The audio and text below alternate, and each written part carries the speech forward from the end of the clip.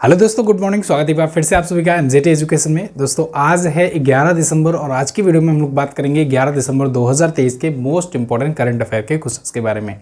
शुरू करते हैं बिना किसी देरी के। कल हम लोग जो पढ़े थे उसका रिवीजन करेंगे, उसके बाद आज के करंट अफेयर की तरफ बढ़ेंगे। कल हम लोगों ने पढ़ा था अंतर्राष्ट्रीय भ्रष्टाचार विरोधी दिवस कब मनाया गया, तो 9 दिसंबर को मनाया गया। जलवायु परिवर्तन प्रदर्शन सूचकांक में भारत अब तक की अपनी सर्वश्रेष्ठ रैंकिंग 7वें पोजीशन पर है। और अभी हाल ही में भारतीय साइंटिस्ट डॉक्टर हेमचंद्र रवि कुमार को कर्मवीर चक्र पदक से सम्मानित किया गया है। भारतीय सेना ने आसियान महिला शांति सैनिकों के लिए एक टेबल टॉप अभ्यास का आयोजन किया है नई दिल्ली में। दिसंबर 2023 में मैक्स लाइफ इंश्योरेंस के अध्यक्ष बनाए गए हैं राजीव आनंद। और भारतीय नौसेना अकादमी एजिमाला में एडमिरल कप 2023 का खिताब जीत लिया है इटली ने। इसके अलावा IBM कंपनी के द्वारा पहली बार 1000 क्यूबिक क्वांटम चिप कोंडोर जारी किया गया है। इसके अलावा लोकसभा में पास किए गए जम्मू कश्मीर आरक्षण संशोधन विधेयक के बारे में कल हम लोगों ने डिटेल में चर्चा की थी। इसमें POK के लिए 24 सीटें आरक्षित की गई हैं। आर्टिफिशियल इंटेलिजेंस रिसर्च संगोष्ठी का आयोजन 12 से 14 दिसंबर दिल्ली में आयोजित किया जाएगा। और जयपुर वैक्स म्यूजियम में डॉक्टर भीमराव अम्बेडकर जी की स्टैचू लगाई गई है। चलिए, तो ये टॉप 10 करंट अफेयर के क्वेश्चन थे कल की वीडियो से, जिनका आपने किया है रिविजन कल की वीडियो से। अब बात करेंगे आज की करंट अफेयर, लेकिन इसकी PDF और क्विज आपको MZT ऐप पर मिल जाएगी। MZT ऐप आपको गूगल प्ले स्टोर पर मिल जाएगा। शुरू करते हैं। पहला क्वेश्चन, छत्तीसगढ़ के पहले आदिवासी मुख्यमंत्री के रूप में किसने शपथ ग्रहण की? तो अब फाइनली छत्तीसगढ़ में BJP पार्टी ने अपना CM का चेहरा अनाउंस कर दिया है। CM चुना है किसे? विष्णुदेव साय को। विष्णुदेव साय ये आदिवासी कम्युनिटी से आते हैं और आदिवासी कम्युनिटी से आने के कारण ये बन गए हैं पहले आदिवासी मुख्यमंत्री छत्तीसगढ़ के। छत्तीसगढ़ का इतिहास बहुत ज़्यादा पुराना नहीं है। मध्य प्रदेश से छत्तीसगढ़ अलग हुआ था 26वें राज्य के रूप में सन 2000 को। तब से अभी तक वहाँ पर कोई आदिवासी CM नहीं था। तो ये आदिवासी कम्युनिटी के हैं और अभी ये CM बन गए हैं, ठीक है ना। तो ये कुनकुरी विधानसभा सीट से चुनाव जीते हैं, विधायक बने हुए हैं। अभी क्या हुआ कि BJP पार्टी 3 राज्यों में जीती हुई है और 3 राज्यों में पर्यवेक्षक अपने भेजे थे। और उन पर्यवेक्षक में जो छत्तीसगढ़ में गए हुए थे पर्यवेक्षक, उन्होंने अपना रिजल्ट डिक्लेयर कर दिया है। पर्यवेक्षक मतलब कि वो जा कर के सुपरविज़न करेंगे, वहाँ के विधायक दल की बैठक होगी विधायकों की, और उसके बाद फिर उनसे बातचीत करी जाएगी, भाई अब बताओ आपके हिसाब से कौन बढ़िया CM हो सकता है, ठीक है ना, या जिसके पास ज़्यादा वो होगा। तो ये इनका इंटरनल मैटर था। इसके बाद डिक्लेयर करना था CM पद का चेहरा। तो BJP के 3 पर्यवेक्षक गए थे छत्तीसगढ़, अर्जुन मुंडा, सर्बानंद सोनोवाल और दुष्यंत कुमार गौतम। तो इन्होंने अपना रिजल्ट जारी करते हुए विष्णुदेव साय को अपना छत्तीसगढ़ का मुख्यमंत्री के रूप में चुन लिया है। छत्तीसगढ़ विधानसभा जब चुनाव हुआ था तो उसमें BJP ने 90 में से 90 जो टोटल सीट थी उसमें से 54 सीटें जीती हुई थी, ठीक है जी, और बहुमत हासिल किया था। छत्तीसगढ़ है कहाँ पर? तो चलिए देख लेते हैं मैप में। छत्तीसगढ़ आपको दिख जाएगा यहाँ पर, ये रहा छत्तीसगढ़। ये मध्य प्रदेश से अलग हुआ था। कब अलग हुआ था? तो आप बताओगे। मध्य प्रदेश देखो 26वां ये अलग हुआ, 27वां ये अलग हुआ और 28वां ये अलग हुआ। तीनों राज्य जो हैं एक साथ अलग हुए थे सन 2000 में। सन 2000 में 3 राज्य अलग हुए। 26वें के रूप में अगर बात की जाए, 26वें के रूप में तो ये 1 नवंबर को अलग हुआ था सन 2000 को। 27वां राज्य जो है ये अलग हुआ था 9 नवंबर को। उत्तराखंड उत्तर प्रदेश से अलग हुआ था। और 28वें राज्य के रूप में झारखंड जो है ये 15 नवंबर बिरसा मुंडा जी की जयंती पर अलग हुआ था, ठीक है जी। तो ये याद रखना। यहाँ पर आप लिख दोगे छत्तीसगढ़, इसके बाद ये उत्तराखंड और इसके बाद ये झारखंड, ठीक। चलिए, फिर 29वां राज्य तेलंगाना बना था। बूढ़ापारा झील, तालिबान तालाब और उसके अलावा महाराजा बांध तालाब, गंगामुड़ी झील, ये प्रमुख यहाँ की झीलें हैं। अचान कमार ये वन्यजीव अभयारण्य बहुत इंपॉर्टेंट है, ये पूछा जाता है। इंद्रावती नेशनल पार्क यहाँ पर है। गुरु घासीदास पार्क अभी नया आया है, इसको भी आप याद रखोगे, ठीक है। तो छत्तीसगढ़ में 33 जिले हैं, 90 विधानसभा की सीटें हैं, जिनमें से 54 सीटें अभी BJP ने जीता हुआ है। 11 लोकसभा में और 5 सीट यहाँ से राज्यसभा में जाती हैं। CM तो आपने जान लिया। यहाँ के गवर्नर कौन है? विश्वभूषण हरिचंदन जी, क्लियर।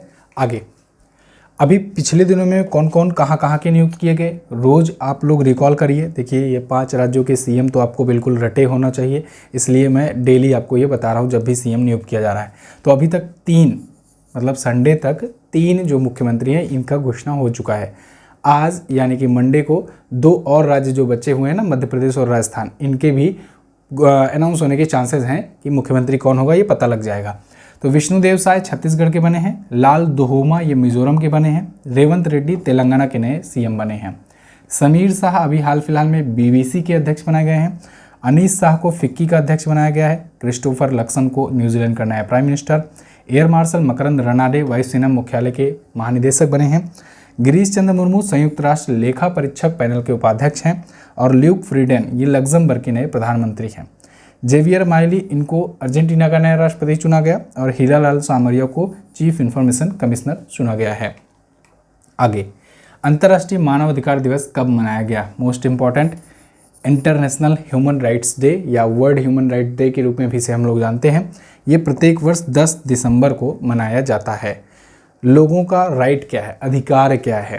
जैसे होता ना कि अब जैसे अपने देश में लोकतंत्र है और लोकतंत्र अपने संविधान से चलता है और अपने संविधान में मौलिक अधिकार दिया गया है भाग 3 में। और मौलिक अधिकार जो है मूलभूत अधिकार की हमारे संविधान के अनुसार हमारे नागरिकों को इतने तो मौलिक अधिकार मिलने ही चाहिए। तो वो मौलिक अधिकार मिल रहा है कि नहीं, कोई मनुष्य अपना राइट को लेकर के क्या क्या चीज़ें कर सकता है, अपना अधिकार पाने के लिए क्या क्या क्लेम कर सकता है वगैरह वगैरह, ये चीज़ें बताई गई हैं। इसके तहत मतलब ये एक अवेयरनेस टाइप का फैलाया जाता है कि भाई देखो मानवों को भी अधिकार है जीवन जीने की। जैसे बहुत सारे देश है ना जहाँ लोकतंत्र नहीं है, वहाँ पर बहुत सारी ऐसी चीज़ें होती हैं कि आदमी जो है वो जिंदा रहते हुए अपने आप को नर्क में पाता है। आप उत्तर कोरिया वगैरह ले लो, इराक, या फिर आजकल गाज़ा में ही देख लो कितनी वहाँ पर बमबारी वगैरह की जा रही है। तो वहाँ पर सोचो जो बच्चे हैं जो हॉस्पिटल्स में हैं उन पर क्या बीत रही होगी। तो ह्यूमन राइट्स आज के टाइम पर तो बहुत बड़ा मुद्दा बन गया है। 1950 में इसको मानवाधिकार दिवस घोषित किया था यूनाइटेड नेशंस ने। और अभी देखो, अभी अमेरिका की हिपोक्रेसी भी मैं आगे आपको दिखाऊंगा। संयुक्त राष्ट्र ने 1950 में 10 दिसंबर को मानवाधिकार घोषित किया था और इसका उद्देश्य मैंने बता ही दिया। इस बार की थीम क्या है? Freedom, equality and justice for all. Freedom, equality and justice for all, ये अभी तक के महत्वपूर्ण दिवस हैं। कल हम लोगों ने रिकॉल किया था, तो आज हम लोग आगे बढ़ेंगे। शांति का नोबेल पुरस्कार 2023 किसे दिया गया? अब आप सोचोगे कि सर ये तो बता चुके थे आप, आज फिर क्यों बता रहे हो? कारण ये है कि जब अक्टूबर में ये सब चीज़ें बताई गई थी, 6 के 6 पुरस्कार बताए गए थे बारी बारी एक एक दिन करके, तो वो अनाउंसमेंट हो रही थी कि किसको किसको दिया जाएगा अभी। और मैंने उसी टाइम ही बताया था कि 10 दिसंबर को ये दिए जाएंगे, क्योंकि 10 दिसंबर को क्या होता है? अल्फ्रेड नोबेल की पुण्यतिथि होती है और उन्हीं की पुण्यतिथि पर दिए जाते हैं। तो दिसंबर में आया हुआ है, तो मैंने सोचा एक बार फिर से आपका रिकॉल करा दिया जाए। तो 10 दिसंबर को दिए गए, तो मैंने एक क्वेश्चन शांति का ले लिया, अभी पूरा रिवीजन भी आपको करा देंगे। शांति का नोबेल पुरस्कार किसको दिया गया? नरगिस मोहम्मदी को। नरगिस मोहम्मदी तो आप जान ही रहे होंगे, ये ईरान की हैं और ह्यूमन राइट्स के लिए लेकर के ये भी लड़ती हैं, और लेकिन ये अभी अरेस्ट हैं, अभी जेल में ये बंद हैं, जेल में ही इनको दिया गया है। ईरान की ये एक्टिविस्ट हैं, ठीक है। तो इनको नोबेल मिला है ईरान में हो रहे महिलाओं के खिलाफ अत्याचारों के खिलाफ जो ये आवाज़ उठाती हैं उसको लेकर के। तो ये 10 दिसंबर को दिया गया। अब 10 दिसंबर को सभी क्षेत्रों में दिया गया है। और क्यों दिया जाता है? क्योंकि अल्फ्रेड नोबेल की पुण्यतिथि होती है। जयंती मत बोल देना गलती से, ऑप्शन में जयंती भी मिलेगा आपको, तो जयंती मत बोलना, पुण्यतिथि पर। डायनामाइट के आविष्कारक थे अल्फ्रेड नोबेल। ये सब चीज़ें मैंने आपको नोबेल वाली वीडियो में बताया हुआ है। अगर आप डिटेल जानना चाहते हो कि किसके कारण मिला है, क्यों दिया गया है, तो वो आप वीडियो में देख लेना, वो ज़्यादा सही पड़ेगा, ठीक है। क्योंकि सभी क्षेत्रों में किन्होंने क्या क्या किया है जिसकी वजह से उनको ये नोबेल मिला है, वो उस वीडियो में मिलेगा। तो आपको सिंपली सर्च करना है नोबेल अवार्ड 2023 MZT एजुकेशन। 2023 जरूर डाल देना, क्योंकि पिछले 7 सालों से आपको करंट अफेयर दिया जा रहा है, तो नोबेल पुरस्कार की वीडियो हर साल आपको मिल जाएगी। तो 2023 आपको डालना जरूरी है, ठीक है ना। चलो, यहाँ पर हम लोग रिवीजन करेंगे जो 6 क्षेत्रों में दिया गया है नोबेल, किसको किसको दिया गया है। तो चिकित्सा यानी मेडिसिन के क्षेत्र में दिया जाता है, फिजिक्स, केमिस्ट्री, इसके अलावा लिटरेचर, पीस और इकोनॉमी के क्षेत्र में दिया जाता है। इस बार मेडिसिन का नोबेल कैटलीन कॉरिको को और ड्रू वीसमैन को दिया गया है। ये हंगरी की हैं, ये अमेरिका के हैं। भौतिक का यानी फिजिक्स का दिया गया पियरे एगोस्टिनी को, फॉरेन क्रॉस को और NEL हुइलियर को। ये तीनों का देशों का नाम यहाँ लिखा गया है। केमिस्ट्री का मौगी जी बोवेंडी को, लुइस ई ब्रास को और ओलेक्सी आई एकिमोव को दिया गया। साहित्य का जॉन फॉसे को, शांति का नरगिस मोहम्मदी और इकोनॉमी का क्लाउडिया गोल्डीन को दिया गया है। ये तीनों तो आपको याद ही हो जाना चाहिए और ये तीनों के पूछे जाने के चांसेस इस बार ज़्यादा हैं, खास करके शांति वाला तो बहुत ही इंपॉर्टेंट है। आगे, नवनिर्वाचित तेलंगाना विधानसभाओं में प्रोटम स्पीकर कौन बनाए गए। देखो आज ना कुछ ऐसे क्वेश्चन हैं जिनको आपको डिटेल में जानना जरूरी है और बहुत ही केयरफुली आप वीडियो देखिएगा। देखो ये प्रोटेम स्पीकर टर्म आया है, तेलंगाना विधानसभा में प्रोटेम स्पीकर कौन बनाए गए हैं, तो ये बनाए गए हैं अकबरुद्दीन अवैसी। अकबरुद्दीन अवैसी AIMIM पार्टी से हैं, जो असदुद्दीन अवैसी के बेटे हैं। तो इनको बनाया गया है प्रोटेम स्पीकर, ये आपको दिख रहे हैं। प्रोटेम स्पीकर होता क्या है इसको समझो। देखो जब भी लोकसभा हो या राज्यों की विधानसभा हो, वहाँ पर जब चुनाव होने के बाद, नतीजों के बाद जब नवनिर्वाचित होकर के सदस्य आते हैं, यहाँ पर चूंकि विधानसभा है, विधानसभा का भी चुनाव हुआ है, तो विधानसभा के जो सदस्य हैं जो जीतने के बाद आए हुए हैं सभा में बैठेंगे, तो जब वो पहली बार आएंगे सभा के सदस्य के रूप में, तब उनको, क्योंकि सभी लोग नए माने जाएंगे, भले से कोई 2 बार जीत कर आया है, कोई 3 बार जीत कर आया है, लेकिन सभी को नया माना जाएगा, क्योंकि राज्यों की विधानसभा और भारत की लोकसभा जो है ये भंग की जा सकती है, ये अस्थायी सदन माना जाता है और इसको माना जाता है कि जब ये चुनाव होने लगा तो इसकी पूरी सभा भंग की गई, ठीक है ना, तभी तो चुनाव हुआ अगला। इनका कार्यकाल क्योंकि फिक्स होता है, राज्यसभा में ऐसा नहीं होता है, राज्यसभा अस्थायी सदन है, वो कभी भंग नहीं किया जा सकता है। ये सब चीज़ें मैंने आपको पॉलिटी वाले क्लासेस में बताया भी हुआ है। तो देखो अब यहाँ पर क्या होता है कि जब विधानसभा में नवनिर्वाचित होकर के सभी लोग आए, सभी लोग बिल्कुल नए माने जाएंगे, क्योंकि सभी लोग अपना नया कार्यकाल शुरू करने जा रहे हैं। तो नया कार्यकाल शुरू करने जा रहे हैं, तो ऐसे में बात आती है यार सभी लोग नए हैं, तो सभी को शपथ कौन दिलाएगा, क्योंकि शपथ जो है वो, या फिर उनकी अध्यक्षता कौन करेगा, क्योंकि अध्यक्षता करने के लिए एक विधानसभा का अध्यक्ष चुना जाता है और वो उन्हीं में से चुना जाता है। और वो जब चुना ही नहीं गया, क्योंकि वो भी तो नया आया है, अभी चुना ही नहीं गया है विधानसभा का अध्यक्ष भी, तो ऐसे में शपथ कौन दिलाए सभी सदस्यों को। भाई मंत्रियों को और जो उनके मुख्यमंत्री होते हैं उनको तो शपथ राज्यपाल दिलाता है। ये भी एक ट्रिक है, ये भी एक पॉइंट है, इसको ध्यान रखना, नोट डाउन कर लो। जब राज्यों का, अभी जैसे मैंने आपको पहले में क्वेश्चन में बताया ना कि छत्तीसगढ़ के मुख्यमंत्री बने, तो उनको, मुख्यमंत्री को और उनके मंत्रालय के जो मंत्री होंगे उनको शपथ कौन दिलाएगा, उनको शपथ राज्यपाल दिलाएगा उस राज्य का। लेकिन जो सभी सदस्य आए हैं भाई, बाकी तो सदस्य हैं, तो बाकी जो सदस्य आए हैं उनको शपथ दिलाने के लिए एक दिन का अध्यक्ष चुना जाता है। एक दिन का अध्यक्ष चुना जाता है। इसे एक दिन का कहो या कहो कि इसका कार्यकाल शपथ ग्रहण करने तक का होता है, और यही पूछा जाता है आपसे, सिर्फ और सिर्फ कार्यकाल पूछा जाता है प्रोटेम स्पीकर से, ठीक है ना। तो एक दिन का अध्यक्ष या फिर कहें कि शपथ दिलाने तक का अध्यक्ष होता है ये। तो ये कैसे चुना जाता है, उन्हीं में से जो सबसे वरिष्ठ होता है, या फिर कभी कभी की जो सबसे पसंदीदा, या फिर जो भी मान करके पार्टियां, जो विजेता पार्टी रहती, जो बहुमत में रहती हैं, वो लोग अपना एक प्रोटेम स्पीकर उसी में से चुन लेते हैं। जैसे इस केस में यहाँ पर अकबरुद्दीन अवैसी को चुना गया। अब अकबरुद्दीन अवैसी एक दिन के लिए बैठेंगे सीट पर, और ये बैठने के बाद सभी को शपथ दिलाएंगे, दिला भी दिए ये कल, तो सभी को ये शपथ दिलाए, ठीक है ना, जितने भी सदस्य आए हुए हैं नवनिर्वाचित होकर के उनको। लेकिन अब यहाँ पर क्या हुआ कि बीजेपी, भाई राजनीति है, राजनीति भी चलती ही रहती है, बीजेपी पार्टी से जो लोग जीत कर आए थे, क्योंकि उस सभा में तो सभी बैठेंगे, पक्ष विपक्ष दोनों, तो बीजेपी पार्टी से टोटल 8 मेंबर जीत कर आए थे, वो सभी ने बहिष्कार किया, वो सभी ने शपथ ग्रहण नहीं किया है। अब देखते हैं वो कैसे ग्रहण करते हैं। फिलहाल इन्होंने सभी को शपथ दिलाई। तो आपसे क्वेश्चन यहाँ पर क्या पूछा जाएगा, ये तो कहानी रही। क्वेश्चन यही पूछा जाएगा कि, सिंपल सा क्वेश्चन यही पूछा जाएगा कि प्रोटेम स्पीकर का कार्यकाल कितना होता है। ऑप्शन में रहेगा कि 5 साल तक, या फिर पहले दिन के कार्यकाल तक, पहले दिन की सभा तक, और अगर पहले दिन या एक दिन ना लिखा गया हो तो फिर अगर लिखा हुआ मिल जाए कि शपथ दिलाने तक, नवनिर्वाचित होकर के आए हुए शपथ ग्रहण करने वाले, शपथ दिलाने तक, तो आप उस ऑप्शन पर जाइएगा, ठीक है ना। अगर दोनों दे दिया जाए तो शपथ दिलाने तक का जो कार्यकाल लिखा होगा वो बहुत ज़्यादा प्रिसाइज आपका आंसर होगा, उस पर जाइएगा। वरना अमूमन एक दिन का लिखा रहेगा, पहला दिन का, तो वो आप जाइएगा, वो भी आपका सही होगा, ठीक है ना। तो इनका कार्यकाल केवल एक दिन या शपथ दिलाने तक का होता है। तो ये प्रोटेम स्पीकर होते हैं, ये आपको समझ में आ गया। ये राज्य की विधानसभाओं में भी सेम ऐसे ही होता है, ऐसे ही लोकसभा में भी होता है, क्योंकि लोकसभा भी भंग की जाती है, वहाँ भी सभी लोग एक साथ नए आते हैं। तो और उसके बाद फिर बाद में स्पीकर चुना जाता है। वो जो स्पीकर चुना जाता है वो परमानेंट होता है, मतलब लोकसभा का जिसे अध्यक्ष कहते हैं, या विधानसभाओं में विधानसभा का अध्यक्ष जिसे कहते हैं, वो बाद में चुना जाता है, ठीक है, वो सत्ता पक्ष द्वारा चुना जाता है। तो ये हो गया चीज़ें। अच्छा, अब अकबरुद्दीन अवैसी तो आपने जान लिया AIMIM पार्टी से विधायक है, क्लियर। चलिए, रेवंत रेड्डी अभी यहाँ पर नए सीएम बने हैं, कांग्रेस पार्टी से हैं। हाल ही में किस देश ने गाजा में तुरंत जंग को रोकने के प्रस्ताव पर वीटो कर दिया? अब यहाँ पर देखो, ये भी एक बहुत ज़्यादा समझने वाला क्वेश्चन है।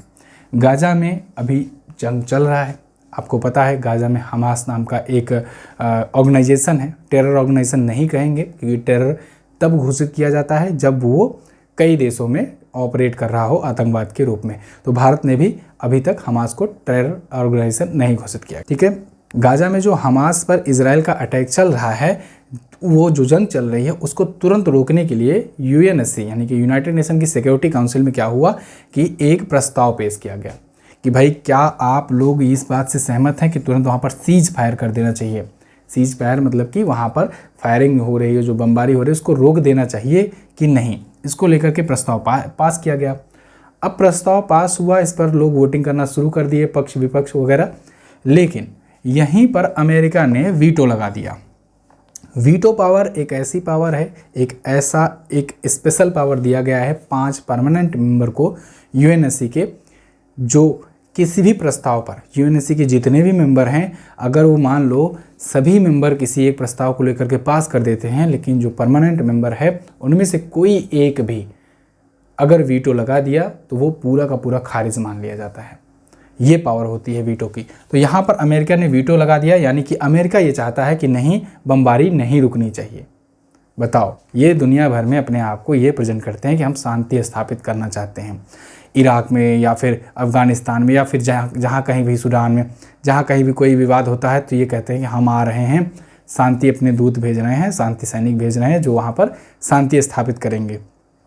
लेकिन ये चाहते ही नहीं शांति हो, यहाँ पर ये उल्टा कर दिया। और ऊपर से अब इनको खूब विरोध का सामना झेलना पड़ रहा है। जितने भी देश हैं, जो मुस्लिम कंट्रीज़ हैं ही हैं, इसके अलावा भी बहुत सारे देश हैं, वो सब इनका खूब विरोध कर रहे हैं अमेरिका का कि भाई तुम चाहते ही नहीं हो सीज फायर हो, ऐसा क्यों कर रहे हो, क्यों नहीं चाहते हो कि सीज फायर हो या फिर ये रोका जाए। अब इनका सबका अपना अपना इंटरेस्ट है, ठीक है ना। ये तो चाहते हैं भाई सब कुछ छोड़ो, व्लादिमीर जेलेंस्की से हाल पूछो कि उनका क्या चल रहा है, उन पर क्या बीत रही होगी। उसको बेचारे तो झूठे चिल्ला करके आगे खड़ा कर दिए थे कि नो भाई तुम चिल्लाओ, पीछे हम हैं।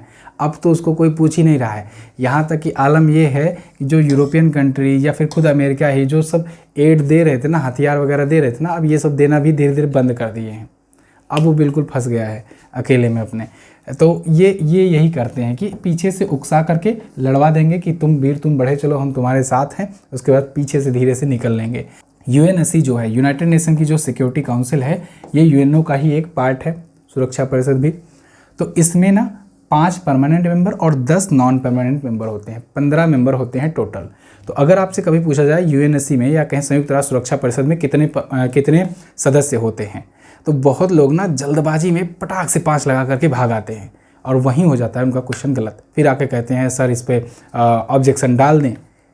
तो फिर हमें कहना पड़ता है भाई किस बात पे तुम ऑब्जेक्शन डालोगे। सदस्य इसके 15 होते हैं, 5 अस्थाई होते हैं और 10 नॉन परमानेंट या कहीं अस्थाई होते हैं, जिनका भी कार्यकाल 2-2 वर्षों के लिए होता है। तो इसको मत भूलना भाई। और ये जो मेरे पास क्वेरीज आती हैं, वो सब मैं अनुभव आपको बताता हूँ कि कहाँ लोग गलती करते हैं, जिससे आप ये दोबारा गलती आप ना करो।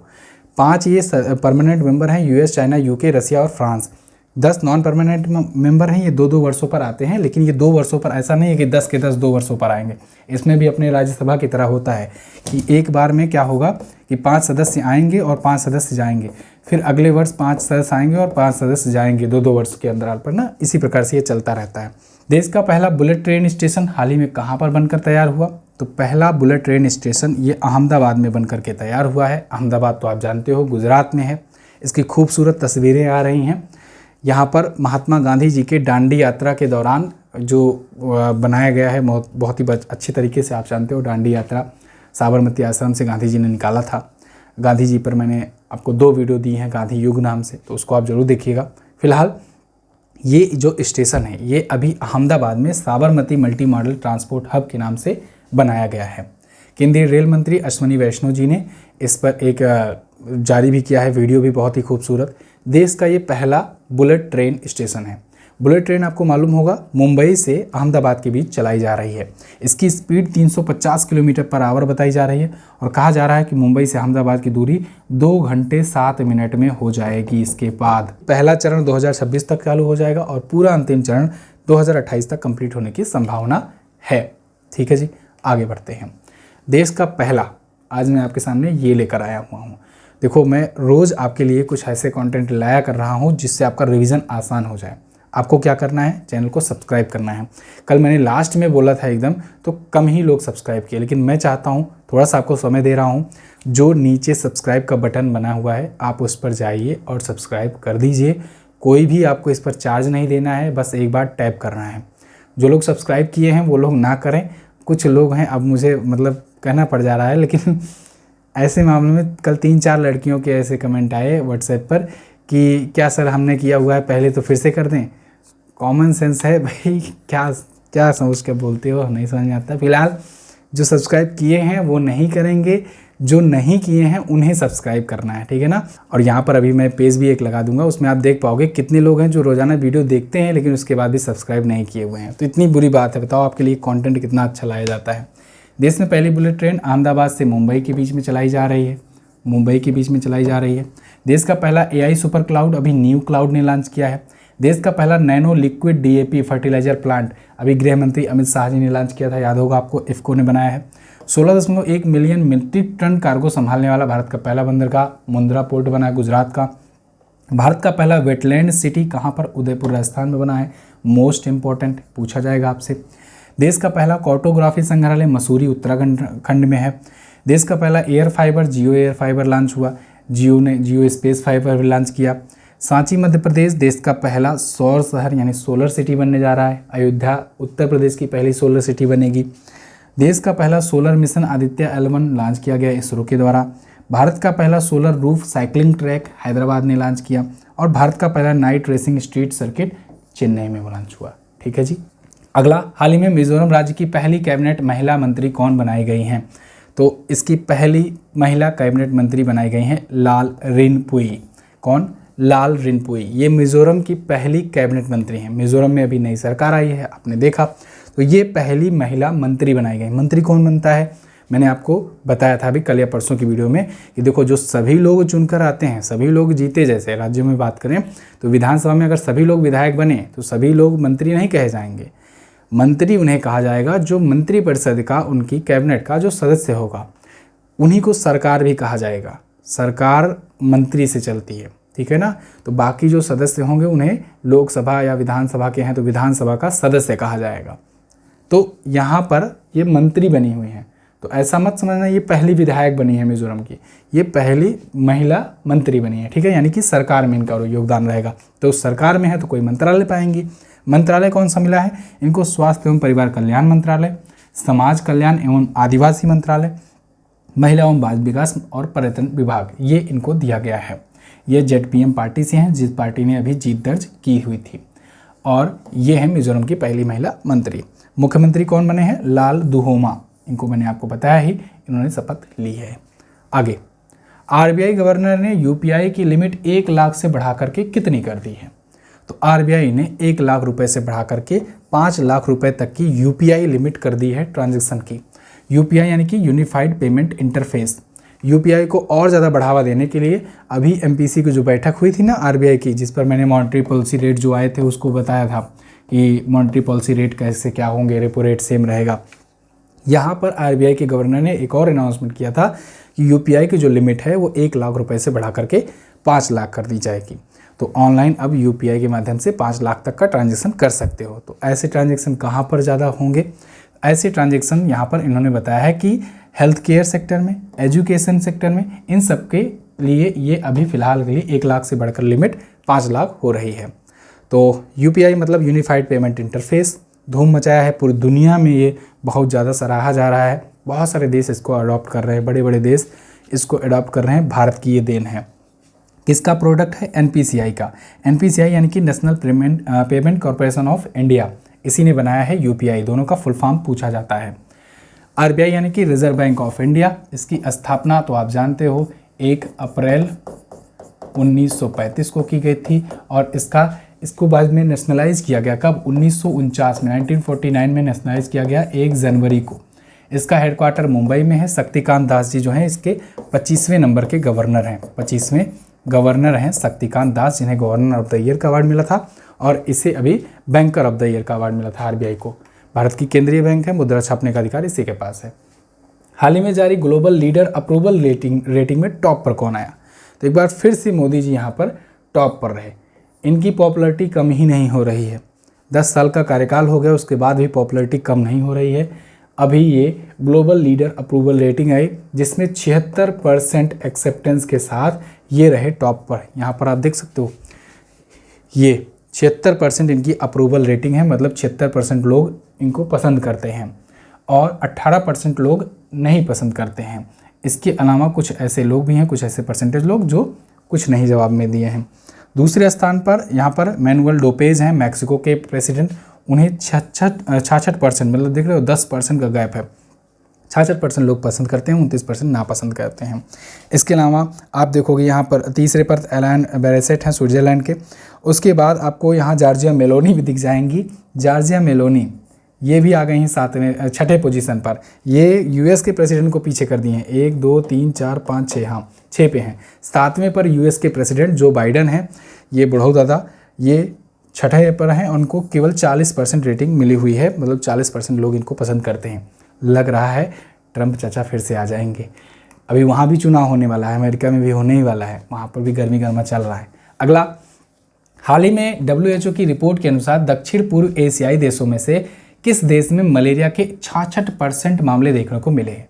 तो WHO ने अभी हाल ही में ग्लोबल मलेरिया पर एक रिपोर्ट जारी की है। ये रिपोर्ट आपको जानना जरूरी है।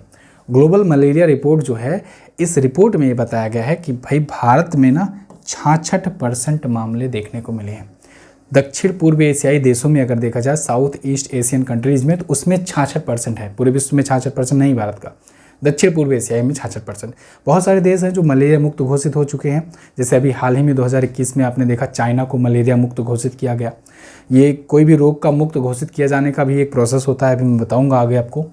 इंडिया देखो यहाँ पर कंट्रीब्यूट कर रहा है 66% of malaria cases in WHO south east Asia region में इन 2022 का एनालिसिस करके इन्होंने बताया हुआ है।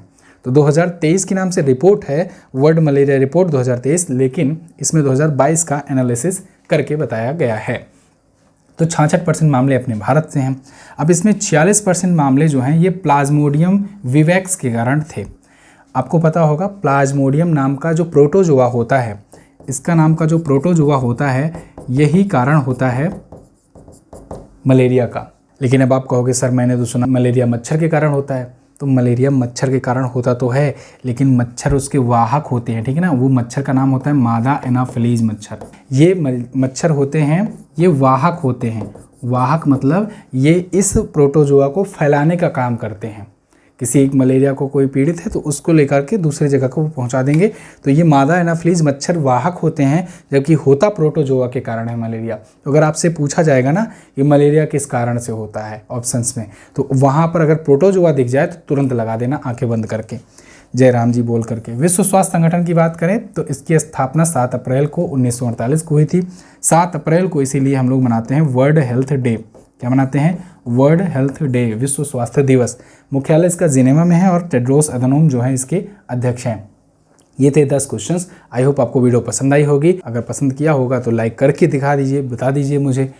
MJT एजुकेशन का व्हाट्सएप चैनल भी है, आप इसको ज्वाइन कर सकते हैं। यहाँ पर जो भी दिन भर की अपडेट होती है, जो महत्वपूर्ण अपडेट होती है वो देता हूँ। साथ ही साथ वन लाइनर आपको दिया जाता है। लास्ट डे के क्वेश्चन मैंने आपसे पूछा था किस केंद्रीय मंत्री को कृषि कल्याण मंत्रालय का अतिरिक्त प्रभार मिला, तो अर्जुन मुंडा को मिला है। RBI का रिवर्स रेपो रेट कितना है, तो इनका रिवर्स रेपो रेट 3.35 है। आज आपको क्या बताना है, जम्मू में विधानसभा की सीटों को 37 से बढ़ा करके कितना कर दिया गया है। अच्छा क्वेश्चन है। आसियान का हेडक्वार्टर कहाँ पर, ये भी अच्छा क्वेश्चन है। दोनों क्वेश्चंस के बारे में जो भी आपको आंसर हो आप बताइएगा कमेंट करके, और इसकी PDF और क्विज आपको मिलेगी MJT ऐप पर। मैं मिलूंगा आपको अगले दिन की वीडियो में, तब तक के लिए नमस्कार, जय हिंद, वंदे मातरम।